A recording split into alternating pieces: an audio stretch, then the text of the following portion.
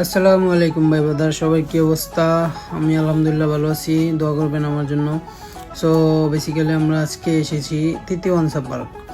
জায়গাটার কথা না বললেই নয়, খুবই সুন্দর। এই জায়গায় আসলে সুইজারল্যান্ডের ফিল বলেন, ইউরোপের ফিল বলেন, সব পাইবেন। খুবই সুন্দর একটি জায়গা। সো দেখতে দেখতে আমরা কিছু খাওয়ার জন্য এসে পড়েছি বাজারে। স্ট্রিট ফুড মার্কেট, বিভিন্ন ধরনের টিক্কা কাবাব, চিকেন, রোল, বিভিন্ন ধরনের খাবার পাওয়া যায় এখানে। সো এসে পড়েছি খাওয়ার জন্য। তারপর খাবার নিয়ে ভাইয়াকে বললাম যে আমার খাবারে তুমি সসটা লাগিয়ে দাও, আমার দুই হাতে তো দুইটা জিনিস, তো আমি কিভাবে করব। তারপর ভাইয়া সুন্দর করে সস লাগিয়ে দিচ্ছে। তারপর আমি খেতে লাগলাম।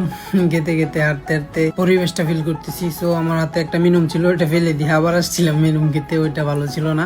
সো এখান থেকে মিনুম যাকে বলে আপনার ড্রিঙ্কস, ওইগুলো নিয়ে আমরা চলে গেলাম গন্তব্যে, ঘোরার স্পটে। এখানে বাচ্চাদের জন্য বিভিন্ন ধরনের ফ্রি, একদম ফ্রি, সুইমিং বলেন, খেলাধুলা বলেন, সব ফ্রি। খুবই সুন্দর একটি জায়গা। বাচ্চাদের আনন্দ দেখে খুবই নিজের কাছে নিজের শৈশবগুলো মনে পড়লো। খুবই ভালো লাগলো যে আমরাও এক সময় ছোট ছিলাম। সো বাচ্চাদের জন্য বিভিন্ন ধরনের খেলাধুলার ব্যবস্থা আছে এবং সুন্দর, অনেক সুন্দর। এখানে আমাদের শাপলা, আমাদের দেশের জাতীয় ফুল শাপলারও দেখা পেয়েছিলাম। সো দেখে একটু ভিডিও করে নিলাম।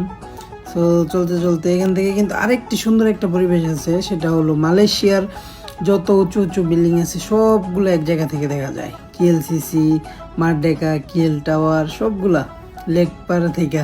খুবই সুন্দর। সো আজকে এই পর্যন্ত এই ব্লগটা শেষ করলাম। সবাই দোয়া করবেন আমার জন্য এবং সবাই নামাজ পড়বেন। আল্লাহ হাফেজ।